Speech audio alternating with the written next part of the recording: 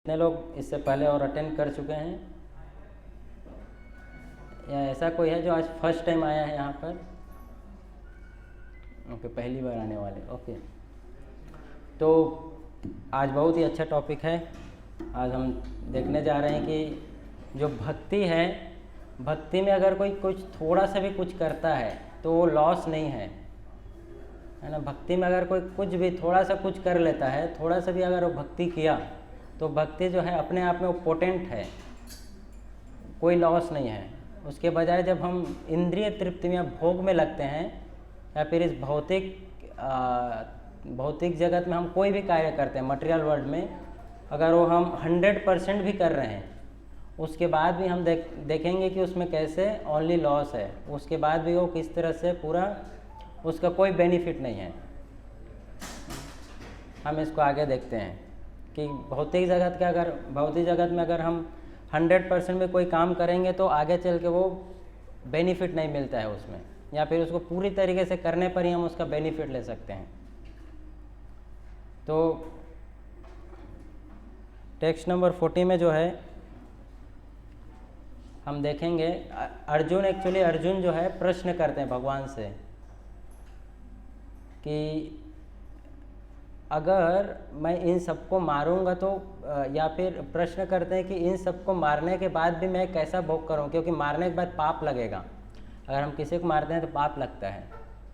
तो एक प्रश्न है कि अगर हम किसी को अर्जुन मारेगा उस महाभारत के युद्ध में तो उनको पाप लगेगा, और पाप लगने के बाद भी अगर वो जीत भी गया, युद्ध जीत भी जाए, तो इंजॉयमेंट किसके साथ करेगा? सब लोग तो मर जाएंगे युद्ध में, तो फिर दिखाएगा किसको? इंद्रिय तृप्ति जो हम, अगर कोई हमारे पास कोई नया चीज़ आता है, हम अगर नया मोबाइल लेते हैं, अगर कोई उसको देखने वाला नहीं है तो हम उसको एंजॉय नहीं कर सकते हैं ना।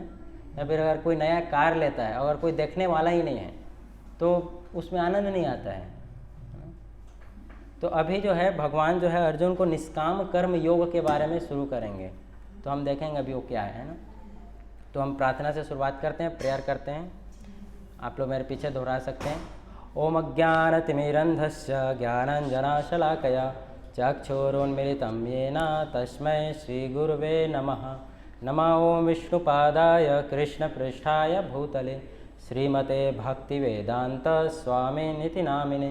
नमस्ते सारस्वते देवे गौरवाणी प्रचारिणे धीर्विशेष शून्यवादी पाश्चात्यदेशतारिणे। जय श्री कृष्ण चैतन्य प्रभु नित्यानंद श्री अद्वैत गदाधर शिवासादि गौर भक्तवृंद।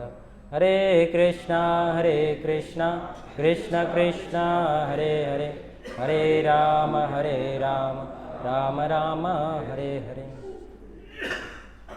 तो अभी हम जिस चीज़ के बारे में सुनने जा रहे हैं, इन दिस एंडेवर, यानी कि जो भक्ति में अगर हम कोई थोड़ा सा भी कार्य करते हैं तो there is no loss of domination. मतलब उसमें अगर कोई थोड़ा सा भी, इस मार्ग में अगर कोई थोड़ा सा भी कुछ भी करेगा, 2 कदम भी चल लेगा, तो कोई लॉस नहीं है। उस रास्ते में जाने से कोई लॉस नहीं है, कोई घाटा नहीं है ना।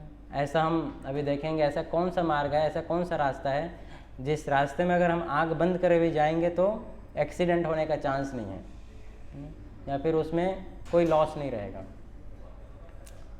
या फिर इसमें हम थोड़ा सा भी कुछ भी प्रयास करेंगे, थोड़ा सा भी एडवांसमेंट करेंगे, अगर 100% नहीं करेंगे, थोड़ा सा कुछ किए हैं, तो वो अल्टीमेट हमें सक्सेस दे सकते हैं।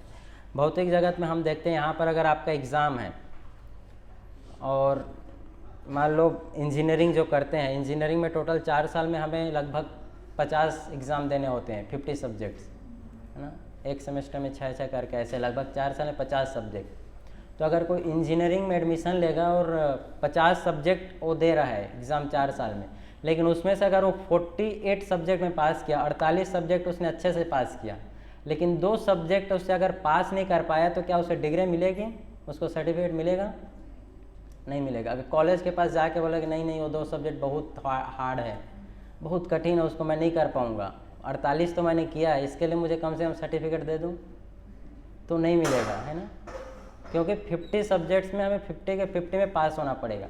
तो मटेरियल वर्ल्ड में हम देखते हैं कि हम अगर कोई काम कर रहे हैं, उसमें हमें 100% अगर नहीं करेंगे तो वो फ्रूटफुल नहीं रहेगा, उसका रिजल्ट नहीं आएगा। या फिर जैसे अगर कोई घर बनाता है, घर बनाने के लिए उसने दीवार खड़ा कर दिया, फ्लोरिंग कर दिया, लेकिन छत नहीं बनाया, तो उसमें कोई रह सकता है? नहीं रह सकता है ना। बोले नहीं नहीं छत ही तो नहीं है, बाकी दीवार तो है, फ्लोरिंग भी है, सब कुछ तो है, खाली छत नहीं है, अब यहाँ रहना शुरू करते हैं, संभव है वहाँ रहना? नहीं। तो भौतिक जगत में, मटेरियल वर्ल्ड में अगर कोई भी हम काम करते हैं उसको 100% नहीं करेंगे तो उसका रिजल्ट नहीं आएगा, रिजल्ट नहीं आ सकता है, उसका रिजल्ट पॉसिबल नहीं है।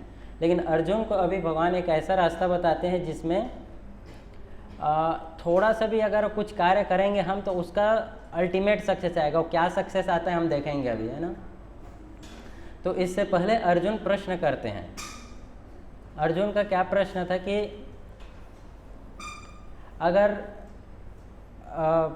मैं कुछ भी, अगर इनको मारने की जो इच्छा, हम देखते हैं जनरली पाप क्या होता है, पाप किसको बोलते हैं?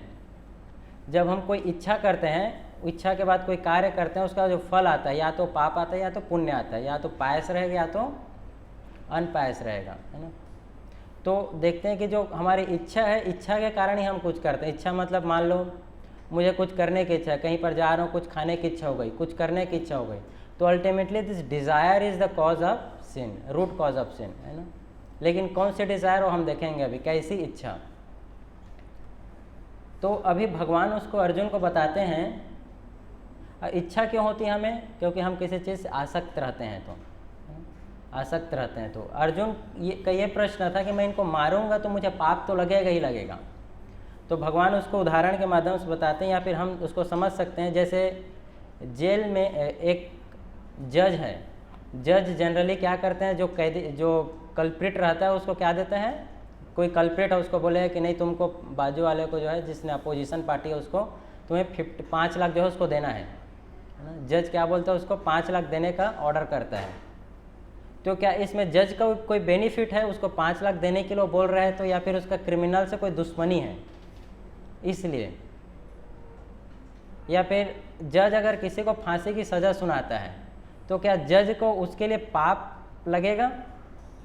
नहीं लगेगा। क्यों? क्योंकि जज क्या कर रहा है, अपना एक कर्तव्य कर रहा है। जज जो है किसी को अगर कुछ सुनाता है, सज़ा सुना रहा है, उसका भागीदार वो नहीं है। क्यों? क्योंकि वो गवर्नमेंट के द्वारा अपॉइंटेड है, गवर्नमेंट के द्वारा वो ऑथराइज्ड है उस काम के लिए। इसलिए जज अगर किसी को फांसी की सज़ा देता है या फिर किसी को कुछ ऑर्डर करता है, कोर्ट में जज अगर ऐसा कुछ करता है, तो उसके लिए वो पाप या पुण्य का भागी नहीं रहेगा। क्योंकि इसके लिए रिस्पॉन्सिबल नहीं है। या फिर कह सकते हैं कि वो उस चीज़ से आसक्त नहीं है, उस चीज़ से आसक्त नहीं है।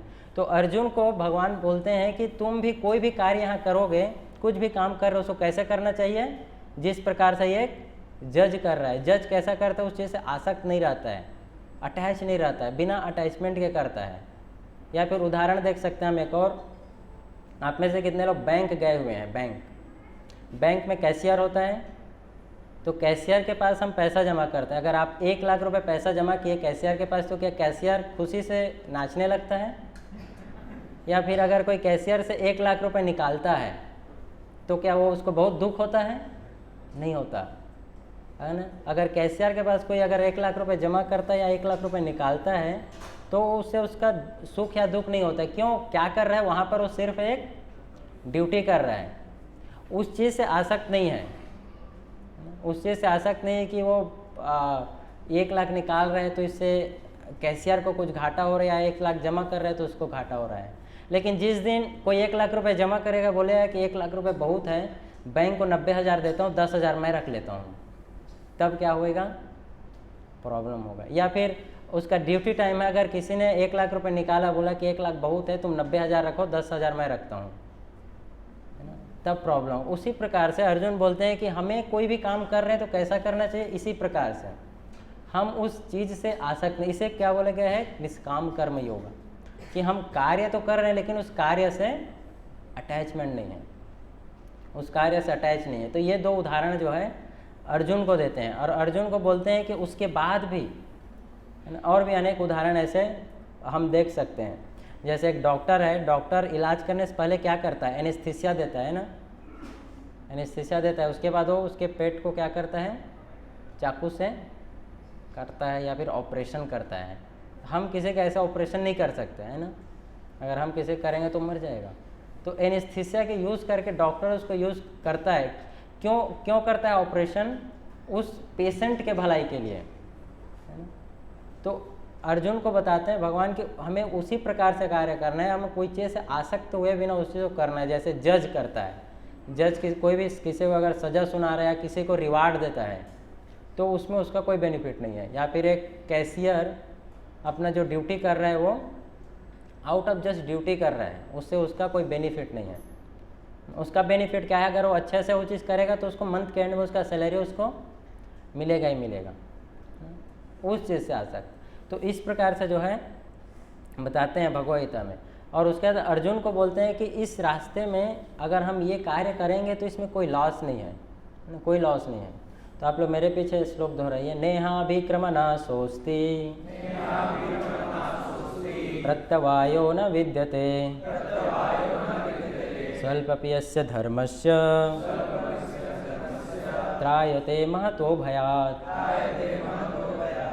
नेहाभिक्रमणा सोचती, नेहाभिक्रमणा सोचती अर्थात इसका मतलब ये हुआ प्रत्यवायो न विद्यते कि इस रास्ते में अगर हम थोड़ा सा भी एंडिवर कर रहे हैं, स्वल्पपि यस्य धर्म से, स्वल्प यानी थोड़ा सा भी, कि अगर हम थोड़ा सा भी भक्ति कर रहे हैं तो वो कोई लॉस नहीं है उसमें, है ना, कोई लॉस नहीं, बल्कि उसका हमें त्रायते महतो भयात् अर्थात कि वो बड़े से बड़े डेंजर से हमारी रक्षा कर सकता है, बड़े से बड़े डेंजर से हम बच सकते हैं। प्रभुपाद जी परपट में लिखते हैं 1% done in Krishna consciousness bears permanent result, so that the next beginning is from the point of 2%, whereas in the material activity without 100% success there is no profit। अगर कोई भक्ति में अगर कृष्णा कॉन्शसनेस में अगर थोड़ा सा भी कुछ कर रहा है, 1% भी अभी हमने किया, तो जब अगला कभी अब शुरू करेंगे भक्ति तो कहाँ से शुरुआत होगा? वो 2% से। ऐसा नहीं कि हमें फिर से शुरुआत करना है जैसे हम, लेकिन whereas in material activity without 100% success there is no profit. मतलब अगर मटेरियल वर्ल्ड में, अगर भौतिक जगत में अगर हम कोई काम कर रहे हैं, अगर उसको अगर हम पूरा नहीं करेंगे तो उसका रिजल्ट नहीं आएगा। जैसे अगर कोई कॉलेज में है, कॉलेज में 4 साल का कॉलेज होता है, अगर कोई 3 साल कंप्लीट करेगा तो उसको पूरा डिग्री मिलेगा कॉलेज का? नहीं मिलेगा, नहीं मिलेगा। तो ये मटेरियल में हम देखते हैं कि कोई भी काम अगर हम 100% नहीं कर रहे हैं तो उसका रिजल्ट हमें नहीं मिलेगा पूरा। जैसे मैंने आपको उदाहरण दिया कि एक बिल्डिंग हम बनाते हैं तो सिर्फ 2 दीवार बना दिए, ग्राउंड बना दिए, ऊपर छत में नहीं डाले तो उस घर में हम नहीं रह सकते, उसको कंप्लीट करना पड़ेगा 100%। जब तक पूरा नहीं होगा तब तक वो फ्रूटफुल नहीं है। या फिर उदाहरण दे सकते हैं कैसे मटेरियल एक्टिविटी जो है वो जब तक 100% नहीं होगा वो उसका रिजल्ट जो है फ्रूटफुल नहीं आएगा, या फिर वो लॉस्ट हो जाएगा, ख़त्म हो जाता है। जैसे अभी हम सब पढ़ाई कर रहे हैं ना, अभी आपने पढ़ाई किया क्लास 1, क्लास 2, क्लास 3, क्लास 5, अभी इंजीनियरिंग आपने किया या फिर डिग्री लिया कोई भी कॉमर्स। अब अगला जन्म लेंगे हम, अगला बर्थ लेंगे तो ऐसा बोल सकते हैं क्या कि मैंने पिछले जन्म में जो है डिग्री तक किया था, अब सीधे डायरेक्ट पोस्ट ग्रेजुएशन कर लेते हैं? नहीं, फिर से क्या करना पड़ेगा?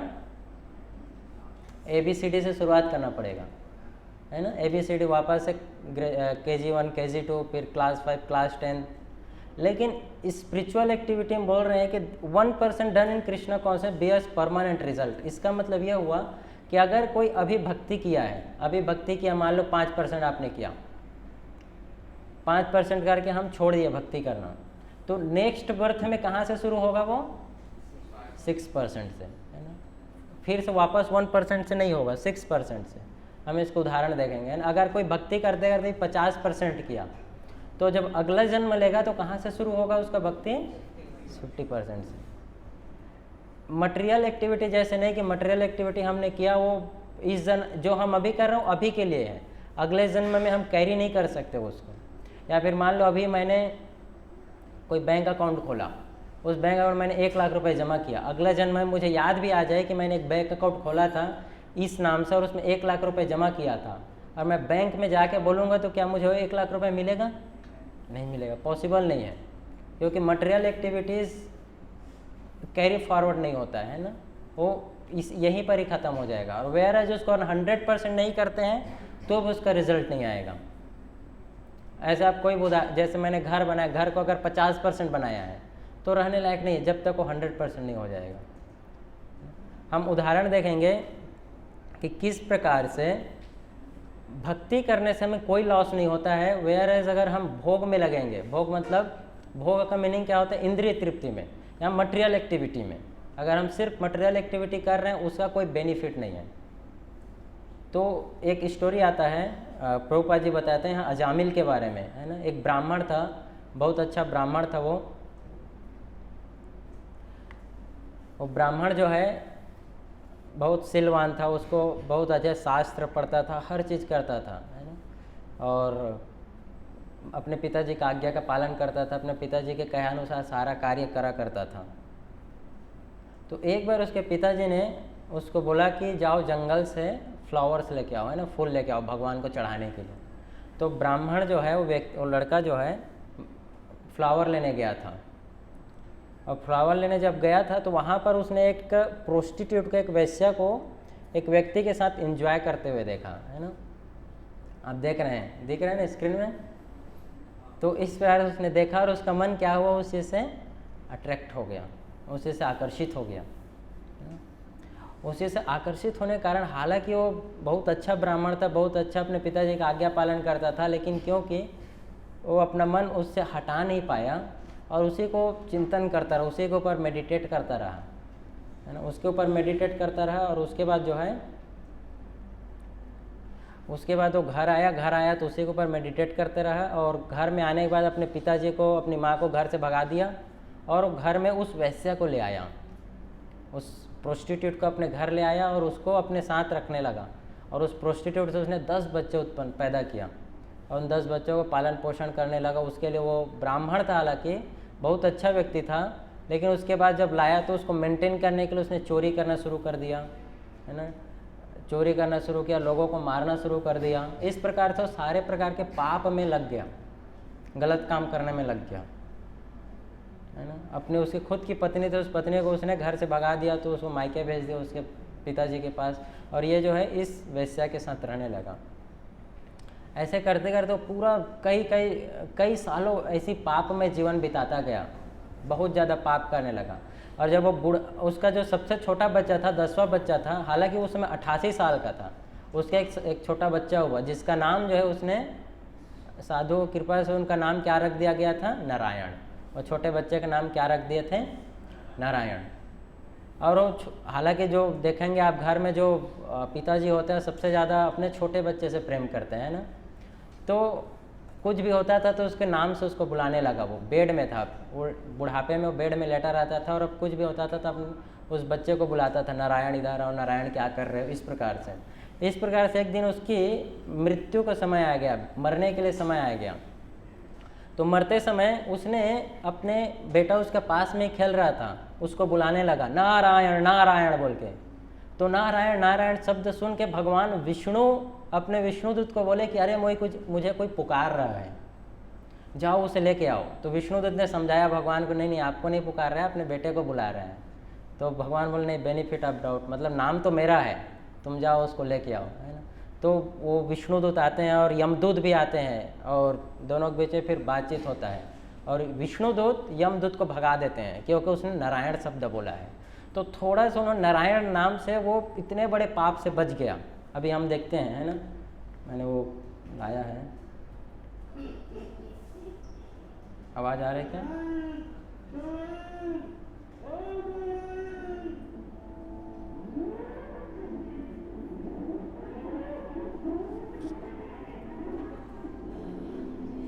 ये यमदूत है। यमदूत जो है मर रहा था तो नारायण नारायण 2 बार नारायण नारायण बोला तो यमदूत लेने आए थे। यमदूत को देख कर डर गया और डर कर पुकारने लगा। तो ये सुन के, नारायण शब्द सुन के भगवान विष्णु ने विष्णुदूत को भेज दिया।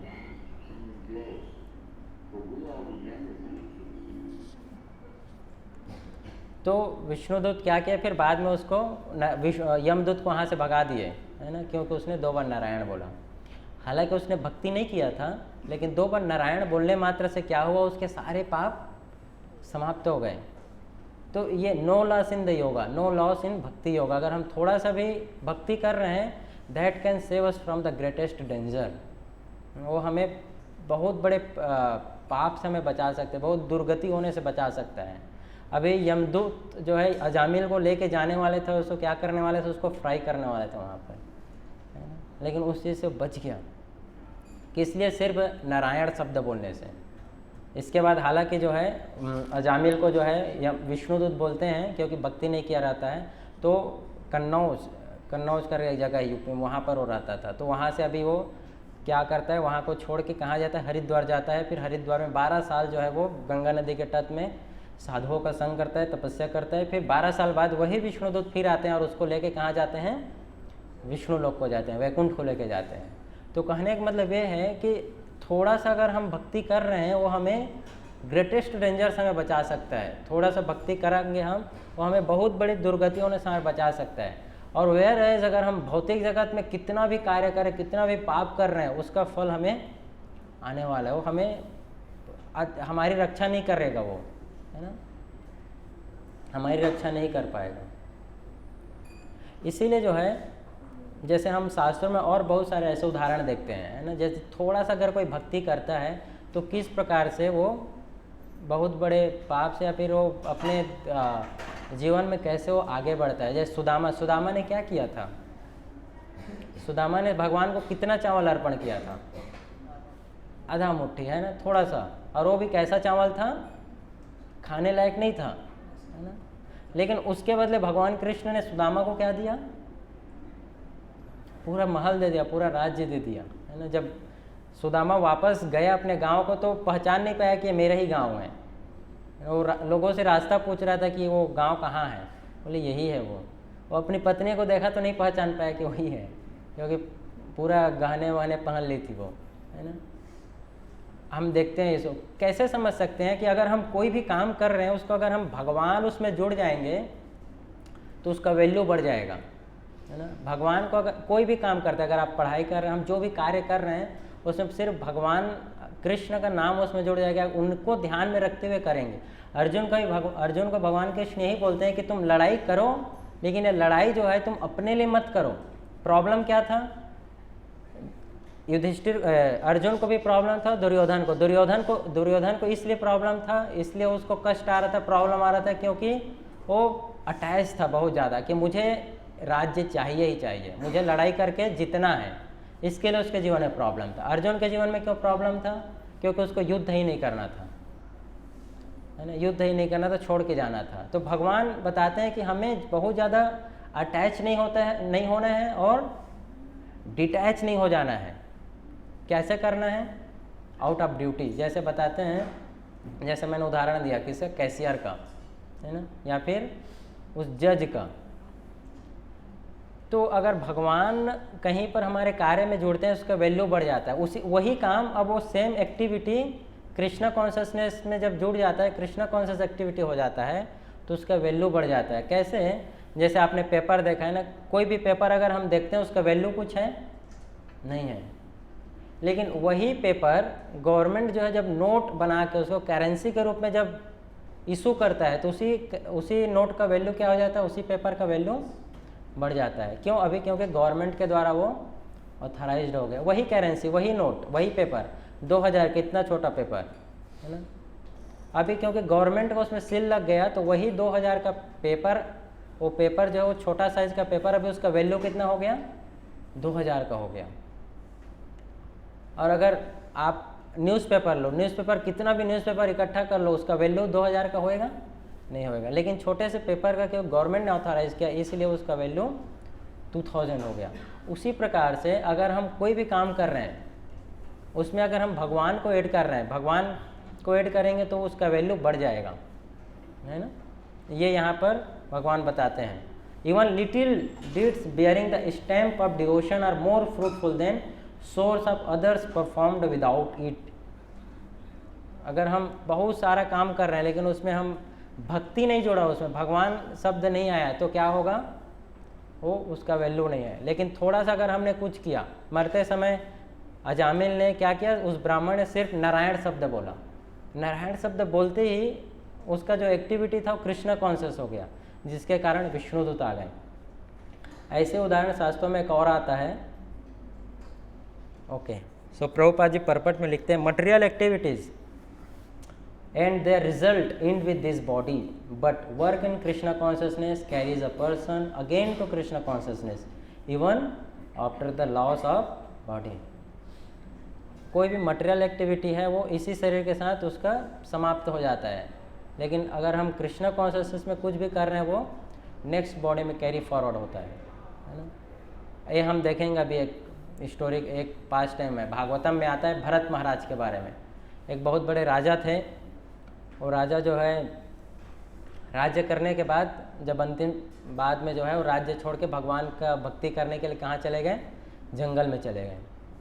लेकिन बहुत अच्छे से यज्ञ करते थे, पढ़ते थे, है ना, भगवान की भक्ति कर रहे थे, जैसे ये देख रहे हो आप, भक्ति कर रहे थे। लेकिन एक दिन क्या हुआ, भरत महाराज ने एक नदी में बहते हुए एक हिरण को देखा, छोटा हिरण का बच्चा।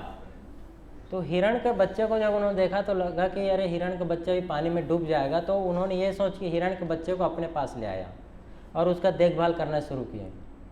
अभी देखभाल करने के चक्कर में वो हिरण के लिए घास लाना, सब कुछ करना, हिरण के लिए कहाँ है, कोई शेर उसको खा ना ले, कोई भेड़िया आके उसको ले ना जाए, इस प्रकार से पूरा चिंतन क्या करने लगे अभी वो हिरण के बारे में। अभी उनका मन भक्ति से हट के कहाँ लग गया था, हिरण में पूरा ध्यान लग गया।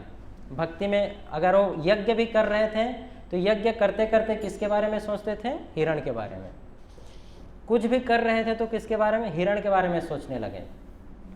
हालांकि भक्ति करने आए थे, सब कुछ छोड़ के आए थे, लेकिन मन कहाँ आसक्त हो गया, अभी हिरण में हो गया। और हिरण से आसक्त होने के कारण मरते समय उन्होंने यज्ञ भी कर रहे, हर कार्य करते समय हिरण के बारे में सोचते थे। इस प्रकार से जब मरने की अवस्था में उन्होंने ये सोच रहे थे कि हिरण कहाँ गया, और ऐसे सोचते हुए उन्होंने अपना शरीर छोड़ दिया, मर गए। तो क्या हुआ, अगला जन्म उनको कैसा मिला, किसका मिला, हिरण का मिला। क्योंकि भगवान कृष्ण भगवद्गीता में बताते यम यम वाप स्मरण भावम तजयन्ते कलेवरम। यम यम वाप स्मरण भाव यानी कि हम जैसा हमारा भाव रहता है वैसा हमारा अगला जन्म होता है। अंत काले च मामेव स्मरण मुक्त कलेवरम, अंत काल में जैसा हम स्मरण करते हैं वैसा ही शरीर हमें अगला मिलता है। तो क्योंकि भरत महाराज हालांकि भक्ति किए थे, लेकिन क्या हुआ था, गिर गए, अपने भक्ति के पद से गिर जाने के कारण हिरण को स्मरण करते रहे और अगला जन्म इनको हिरण का मिला।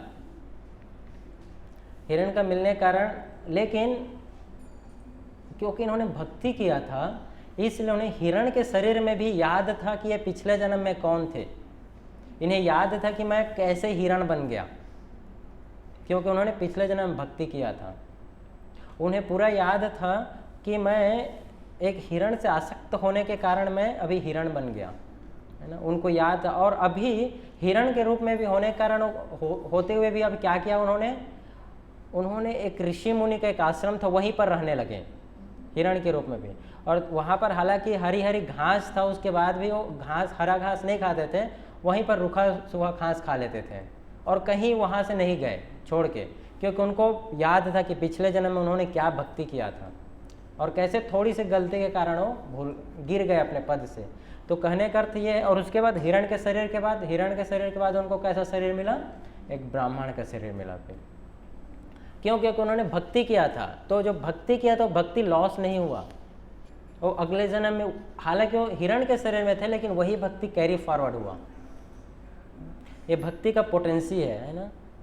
हम भौतिक जगत में कोई भी काम कर रहे हैं, हम कितना भी बड़ा कर लें वो अगले जन्म में अपने साथ लेके नहीं जा सकते। लेकिन भक्ति में अगर हम थोड़ा सा भी कुछ किए हैं, अगर 2% किए हैं तो 2% जाएगा, अगर 10% किए हैं तो 10% जाएगा, 90% किए 90%।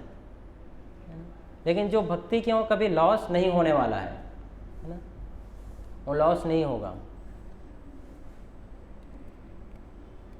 भागवतम में आता है तप्त स्वधर्मम, है ना, जो भी हम भौतिक जगत में करते हैं, मटेरियल एक्टिविटी करते हैं, इस बॉडी के साथ खत्म हो जाता है। Whereas Krishna conscious activity इस शरीर के बाद अगले शरीर में वहीं से कंटिन्यू होता है जहाँ से हमने उसको खत्म किया है। Special concession for the duty even if he attains a non human body By the Lord's grace, he advanced further in devotional service, whether by remembering his past life or by natural cause. तो हालांकि हो सकता है उसने भक्ति उस समय पूरा नहीं किया, लेकिन अगले जन्म में उसको कैरी फॉरवर्ड करने का एक अपॉर्चुनिटी मिल जाता है। या तो उसे पिछला जन्म याद रहता नहीं भी रहता है तो क्या होता है, नेचुरली वो किसी ड्यूटी के एसोसिएशन में आ जाएगा, है ना। आपने देखा होगा कितने लोग होते हैं जो कहीं भी ट्रैवल कर रहे हैं लेकिन अचानक से उसको किसी ड्यूटी से एसोसिएशन मिल जाता है, किसी बुक्स के थ्रू वो ड्यूटी के एसोसिएशन में आ जाता है ना। वो अपने तरफ से एफर्ट भी नहीं डालता, लेकिन कहीं ना कहीं से अरेंजमेंट होकर वो वापस भक्ति में जुड़ जाता है। क्यों? क्योंकि उसने पिछले जन्म में कुछ ना कुछ भक्ति किया रहता है, उसके कारण, है ना। नेचुरल इंक्लिनेशन रहता है, ऑलरेडी किया है इसलिए। इस प्रकार से भरत महाराज का हम उदाहरण देखते हैं किस प्रकार से वो जो है पास्ट लाइफ को याद करके इस जन्म में वो आगे बढ़ जाते हैं। भक्ति जो है पिछला जन्म उन्होंने किया वो कोई लॉस नहीं होता। इसके बाद भरत महाराज जब ब्राह्मण का रूप लेते हैं तो बहुत बड़ा ज्ञान देते हैं। फिर उसके बाद रहुगण महाराज एक थे, राजा थे, उनको उद्धार करते हैं, है ना, ब्राह्मण के रूप से। तो हम देखते हैं किस प्रकार से नेहाभिक्रमणा सोचती प्रत्यवायो न विद्यते स्वल्पप्य से धर्म से त्रायते महतो भय, कि ये त्रायतो महतो भय अर्थात कि ये हमें बड़े से बड़े महान भय से हमारी रक्षा कर सकते हैं, करता है भक्ति।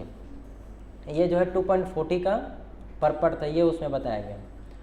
2.41 में भगवान अर्जुन को बताते हैं कि अगर हम मल्टी फोकस्ड है ना, कोई एक काम में अगर हमारा फोकस नहीं है तो क्या होएगा, हम कभी भी सक्सेस हमें नहीं मिलेगा। अर्जुन को बोलते हैं कि अगर तुम अपने कार्य में फोकस नहीं रहोगे तो तुम्हें सक्सेस उसमें नहीं मिलेगा। व्यवसाय आत्मिका बुद्धि एक कुरुनंदना, एक कुरुनंदन अर्थात कि एक कार्य में अगर मन नहीं लगेगा, चित्त एक कार्य में नहीं लगा रहेगा, व्यवसाय आत्मिक यानी कि बहुत सारा इधर भी उधर भी बहुत सारे कार्यों में रहेगा तो क्या होगा, तुम्हें सक्सेस नहीं मिलेगा।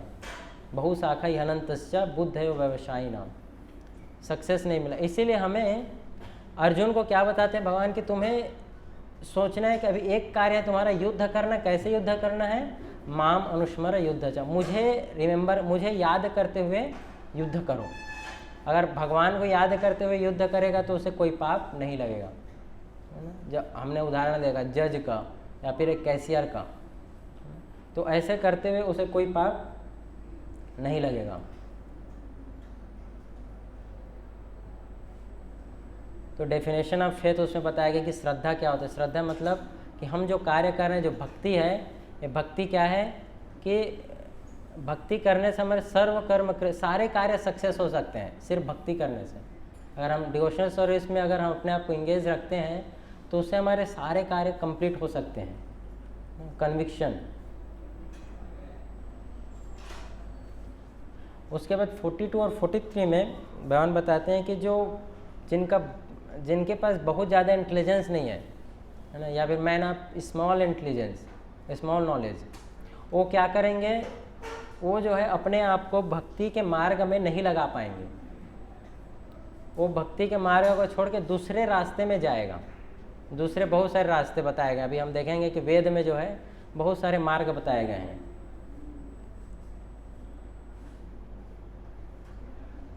ये श्लोक है, यामिताम पुष्पितम वाच प्रवदंत विपश्चिता वेदवादरता पार्थ नान्य अस्ति वादिना।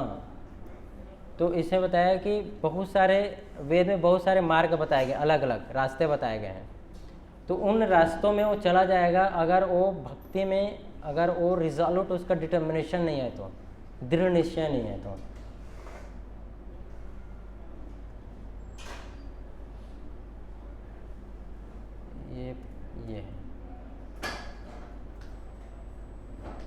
ये दिख रहा है आपको। तो यहाँ पर देखिए आप, इसमें अलग अलग बहुत सारे रास्ते बताए गए हैं, जिसमें जो है वेद में अलग अलग रास्ते, उपासना कांड या फिर अनेक प्रकार के। तो जो भक्ति में अगर उसका रिजॉल्यूट नहीं है, नॉलेज नहीं रहेगा, तो वो दूसरे रास्ते में जा सकता है। ये वेद में जो है 4 प्रकार के वेद है ना, साम, ऋग, यजुर और यथर्व। तो अगर जो भक्ति के बारे में जिसको नॉलेज नहीं रहेगा, जिसको डिवोशनल सर्विस नहीं पता रहेगा, he will be attracted by the flowery words of the Vedas. जो वेद में अनेक प्रकार के और दूसरे मार्ग बताए गए हैं उससे क्या होगा, अट्रैक्ट होएगा। वेद में आप पढ़ेंगे तो उसमें क्या क्या बताया गया है, ज्ञान कांड के बारे में बताया गया है, फिर उपासना कांड है, कर्म कांड है ना, या फिर और भी है, इस प्रकार से अनेक मार्ग बताए गए हैं। तो उसमें चला जाएगा जिससे वो क्या है, वो मटेरियल एक्टिविटी है, मटेरियल एक्टिविटी, और उसका इस शरीर के साथ है उसका रिजल्ट ख़त्म हो जाएगा, नेक्स्ट बॉडी में कैरी फॉरवर्ड नहीं होगा, है ना। इसलिए हमें बहुत ये चीज़ जानना चाहिए कि भक्ति क्या है, नेहा भी क्रमानुसार, भक्ति क्या है जो अगले शरीर में जाएगा, भक्ति जो है हम इस जन्म के बाद नेक्स्ट बॉडी में हो जाएगा, वह जो मटेरियल एक्टिविटी है वो इसी शरीर के साथ समाप्त हो जाएगा, है ना। मटेरियल एक्टिविटीज़ में जैसे क्या आता है, good birth, heavenly planets, power, women, wine, ये सब मटेरियल एक्टिविटीज़ में आता है। तो इससे हमें बाहर निकल के भक्ति में लगने का प्रयास करना चाहिए। तो इसके लिए अर्जुन को क्यों बताते हैं, वेद का बताते हैं, पहले बताते हैं कि भक्ति करने से क्या फ़ायदा है, उसके बाद बताते हैं कि वेद में और भी अनेक दूसरे रास्ते बताए गए हैं, उस रास्ते में कोई अट्रैक्ट ना हो, उससे ऊपर उठना चाहिए। क्या बोलते हैं कि इन चीज़ों से ऊपर उठ के हमें क्या करना चाहिए, भक्ति के लेवल पे आने का प्रयास करना चाहिए, डिवोशनल सर्विस करने का प्रयास करना चाहिए, समझने का प्रयास करना चाहिए कि कृष्ण कौन है, भगवान कौन है, भगवान कौन है। इसके लिए अर्जुन को भगवान कृष्ण बोलते हैं, आप लोग ये मेरे पीछे दोहराइए, त्रैगुण्य विषया वेद निस्त्रेण गुण्यो भवर्जुना निर्द्वंद्वो नित्यसत्त्वस्थो निर्योगक्षेम आत्मवान।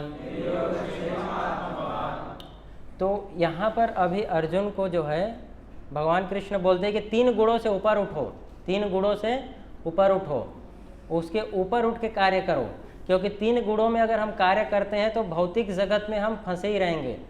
अगर हमें इससे ऊपर उठना है तो त्रैगुण्य विषया वेदा, जो वेद में जो इन सारी बातें बताएगा उससे ऊपर उठ के कार्य करो अर्जुन, युद्ध करो लेकिन इन 3 गुणों के अंतर्गत नहीं, है ना। निस्त्रेण भव अर्जुना, निर्द्वंद नित्य सत्वस्थो, है ना, और शुद्ध सत्व में स्थित, शुद्ध सत्व में स्थित यानी कि रजोगुण, सतोगुण, तमोगुण, ये 3 गुण है। अगर इन 3 गुणों में अगर हम कार्य करते हैं तो क्या होएगा, हम जो है भौतिक जगत में ही रहेंगे, उसका फल है कि हम अगले शरीर में इस प्रकार से ट्रांसफर होता रहेगा।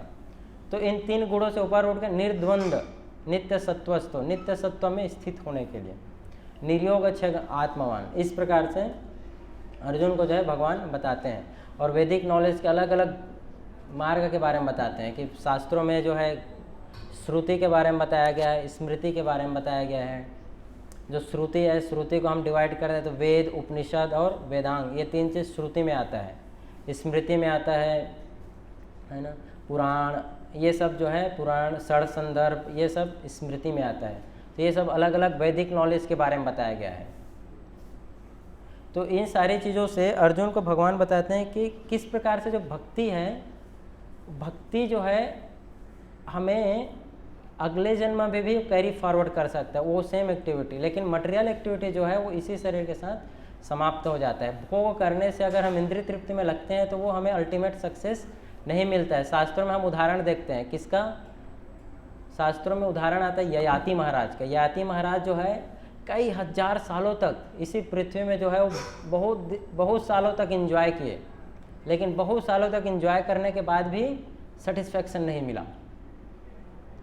बहुत सालों के बाद सेटिस्फैक्शन नहीं मिलने के बाद वापस जो किस में एंगेज हुए, भक्ति में, वापस से भगवान की भक्ति करने लगे। वैसे ही पुरुरवा महाराज के बारे में एक उदाहरण आता है। पुरुरवा महाराज जो है राजा थे, वो एक अप्सरा से अट्रैक्ट होने के बाद कई कई सालों तक यहीं पर धरती में एंजॉय करते रहे, लेकिन सेटिस्फैक्शन नहीं मिला। तो जो मटेरियल एक्टिविटी है वो हमें कभी भी सेटिस्फाई नहीं कर सकता। हमें सेटिस्फैक्शन चाहिए तो क्या करना पड़ेगा, सिर्फ भगवान की भक्ति हमें सेटिस्फाई कर सकता है। भगवान की भक्ति सेटिस्फाई कर। तो 3 गुणों से ऊपर उठने के लिए शास्त्रों में क्या बताया गया है, कैसे हम 3 गुण से ऊपर उठ सकते हैं। कलयुग में बहुत ही सरल माध्यम बताया गया। क्या है वो, हरे कृष्ण महामंत्र, है ना। अगर हम सिर्फ डेली अगर चैंटिंग करते हैं, भगवान के नाम का जप करते हैं, तो जप करने से क्या होगा, हमारा मन प्यूरिफाई हो जाएगा। प्यूरिफिकेशन होगा, माइंड का प्यूरिफिकेशन होगा, जो अनेक प्रकार के अनर्थ है वो निकल जाएंगे हृदय से। तो इसलिए हमें हरे कृष्ण महामंत्र को जप करना चाहिए प्रतिदिन। दूसरा, जो वैदिक साहित्य है भगवद गीता, श्रीमद् भागवतम, ये हमें पढ़ना चाहिए, क्योंकि अगर हम भगवद गीता या श्रीमद् भागवतम पढ़ते हैं उससे हमारा ब्रेन क्या होगा, शार्प होगा, इंटेलिजेंस शार्प होगा, उससे इंटेलिजेंस शार्प होगा अगर हम भगवद गीता को पढ़ेंगे तो। तीसरा, कि इस चीज़ को हम अप्लाई कैसे करना है, उसके लिए हमें भक्तों का संग करना चाहिए, डिओटी एसोसिएशन। अगर हम डिओटीज के एसोसिएशन करेंगे, भक्तों के साथ में रहेंगे, उनसे हम रिलेशन रखेंगे, उनसे बात करेंगे, तो हम ये समझेंगे कि जो भक्ति के जो अनेक हम जो सीख रहे हैं, जो जान रहे हैं, इसको अप्लाई कैसे करना है, अप्लाई कैसे करना है। जैसे कोई डॉक्टर है तो 4-5 साल MBBS करते करते वो क्या करता है, डॉक्टर के साथ में रहता है ना, या फिर 2 साल ट्रेनिंग पीरियड में रहता है, तब जाके वो डॉक्टर बनता है। कोई इंजीनियर है, इंजीनियरिंग करने के बाद 2 सालों ट्रेनिंग इंजीनियरिंग करता है ना, इंजीनियर के साथ रहता है। तो इस प्रकार से भक्तों के एसोसिएशन अगर ये करेंगे तो हम क्या होगा, हम जो है इन चीज़ों को फॉलो कर सकते हैं, इन चीज़ों को हम कैसे अप्लाई करना है वो सीख सकते हैं। तो हरे कृष्ण महामंत्र हमें जप करना चाहिए। Okay, so thank you very much everyone. आप लोग का कोई क्वेश्चन है तो हम क्वेश्चन आंसर करेंगे, otherwise we will end here. किसी क्वेश्चन किसी का, realisation, comments, you can ask, पूछ सकते हैं। यस, मुझे आपने जैसा बताया कि भक्ति योग करते तो जैसे ये लाइफ में कुछ भी किया तो कैरी फॉरवर्ड हो गया, जैसे हमने कुछ मटेरियल एक्टिविटीज भी किया, जैसे कर्मकांड, कर्मकांड जो भी हो गया, पाप पुण्य कुछ भी किया, उसके कारण भी रिजल्ट वो कैरी फॉरवर्ड ही होता है ना। हाँ, वो कैरी फॉरवर्ड होता है, लेकिन वो शुरुआत से करना पड़ता है। जैसे अभी हमने आपने पढ़ाई किया है ना, 12th तक पढ़ाई किया मान लो, तो अगले जन्म फिर से क्लास 1 से करना पड़ेगा। और वो जो है वो कर्म कहलाता है, कर्म, वो फल है उसका, है ना, फल है वो, वहाँ से कैरी फॉरवर्ड नहीं है, तो फल है। अगर हम अच्छा कर्म किए हैं तो उसका पुण्य अच्छा फल आएगा, बुरा कर्म किए तो बुरा फल आएगा, लेकिन वो हमें 3 गुणों से बाहर निकालने वाला नहीं रहेगा, 3 गुणों से बाहर निकालने के लिए नहीं रहेगा, उसी यहीं पर ही चक्कर काटने के लिए रहेगा, है ना। ओके, जैसे बोलते कि हमें भक्तों का संग करना चाहिए, लेकिन जब हम कॉलेज जाते हैं तो वहाँ अभक्त होते, वो निंदा में लगे होते, व्यर्थ की बातों में लगे होते, तो उस समय हमें क्या करना चाहिए? उस समय उनसे दूर हो जाना चाहिए। अपने कॉलेज में गए तो पढ़ाई करने के लिए पढ़ाई करना चाहिए। पढ़ाई, लेकिन जैसे क्लास में बैठे भी वो जैसे सर या टीचर नहीं आए तो वो सब लगे पड़े अपनी व्यर्थ की बातों में। तो ऐसे कॉलेज में अगर 40 स्टूडेंट्स हैं तो सारे के सारे तो ऐसे नहीं होते हैं, कुछ अच्छे रहते हैं, तो अच्छा फ्रेंड सर्कल अच्छा डेवलप होना चाहिए हमारा। अगर हमारा फ्रेंड सर्कल अगर अच्छा नहीं है तो स्वाभाविक रूप से हमें भी वो संगति, अब man is known by his company, जैसा संग वैसा रंग, जैसा संगति रहेगा वैसा हमारा रंग रहता है ना। बिजनेस लाइन में ऐसे कहावत है कि आप अपने 5 लोगों को बताओ मैं आप कितना कमाते हो, मैं बता दूंगा, है ना, कितनी सैलरी है आपकी। तो ऐसे फ्रेंड सर्कल रखना चाहिए जो अच्छे हैं, और अच्छे नहीं हैं, अगर आपके बैच में कोई भी अच्छा नहीं है तो देखो आप उसमें से उतने बुरे में कौन सबसे कम बुरा है, तो उस जो बुरा व्यक्ति उसको मंदिर लाओ, उसको प्रसादम खिलाओ, तो वो अच्छा बन जाएगा। तो उसके साथ हमें फिर फ्रेंडशिप करना चाहिए, और ऐसे लोगों का संग त्याग देना चाहिए जो बुरे हैं, क्योंकि वो चेतना हमारे में आती है। Okay, yes, any more question?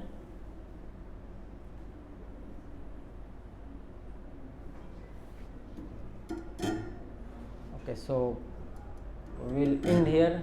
कीर्तन करने, प्रसादम कितने बजे है प्रभु?